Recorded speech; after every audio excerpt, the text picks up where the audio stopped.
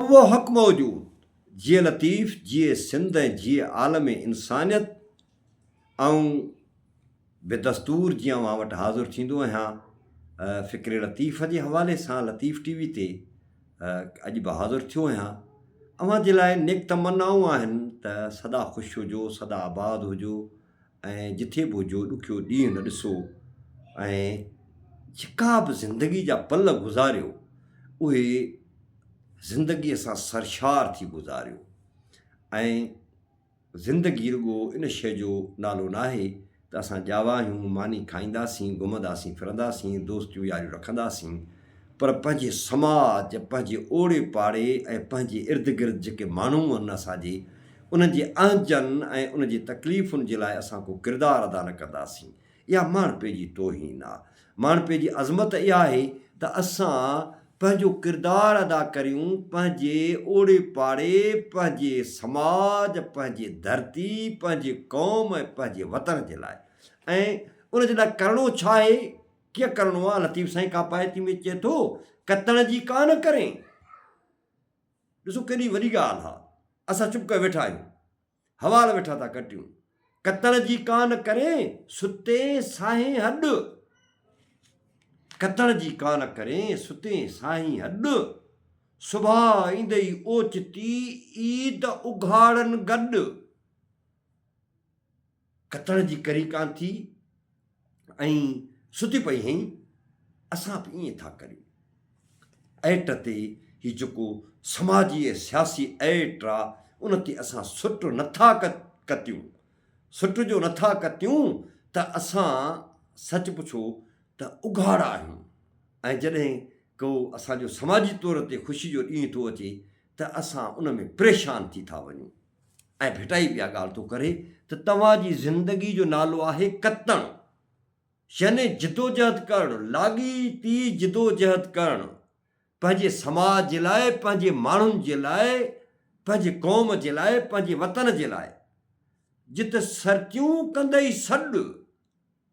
हाणे असां सभ जा सभु त सुतल कोन आहियूं न। असां मां कुझु माण्हू आहिनि जेके पंहिंजे वतन जो ऊनो रखे, पंहिंजे क़ौम जो ऊनो रखे, पंहिंजे धरतीअ जे वसीलनि जो ऊनो रखे, जिदोजहद में मसरूफ़ आहिनि। जिते सरतियूं कंदई सॾ उते सिकंदीअ सींगार रखे। ऐं जॾहिं उहे माण्हू तव्हांखे सॾु कंदा त पोइ पछताव थींदी ऐं सिक थींदी त भला मूं त को बि समाजी सींगार न कयो आहे। हीउ को सींगार को सुर में पाइण वारो सींगार न आहे। हीउ सींगार उहो सींगार आहे जेको समाज जे लाइ जिदोजहद करण वारो सींगार आहे, पंहिंजे क़ौम जे लाइ जिदोजहद करण वारो सींगार आहे। उन सींगार जी लतीफ़ साईं ॻाल्हि थो करे। हीअ आमरवाजी ॻाल्हि न आहे, हीअ तमामु वॾी ॻाल्हि आहे, तमामु ग़ैर मामूली ॻाल्हि आहे जंहिंखे असांखे सम्झण जी ज़रूरत आहे। सॼो बैत हिकिड़ो दफ़ो वरी पढ़ां, पोइ वरी पाण हुन ते ॻाल्हायूं। कतण जी कान करी सुते साईं हॾु, सुभाउ ईंदई ओचिती ईद उघाड़नि गॾु। जिते सरतियूं कंदई सॾु उते सिकंदीअ सींगार रखे।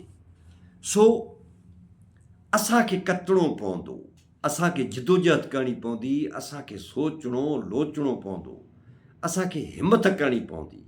ऐं जेकॾहिं असां इहो न कयो त पोइ असां पछताईंदासीं। फ़लस्तीनियुनि जी अव्हां हालत ॾिसो था त अॼु उहे कहिड़े दौर मां गुज़री रहिया आहिनि। असांजा बि वसीला वञनि पिया ऐं लतीफ़ साईं खे बि असांखे हाणे इन तनाज़ुर में खणणो पवंदो। हाणे इहो जेको दाग़नि फिरण वारो सिलसिलो आहे इहो सिलसिलो छॾे लतीफ़ साईं खे असांखे हिकु अहिड़े जदीद ऐं हिकिड़ी अहिड़ी जिदत सां खणणो पवंदो जो असां जेके असां सां समाजी ख़तरा लाक आहिनि, जेके अंज आहिनि, उन्हनि अंजनि मां असीं आज़ा थी सघूं।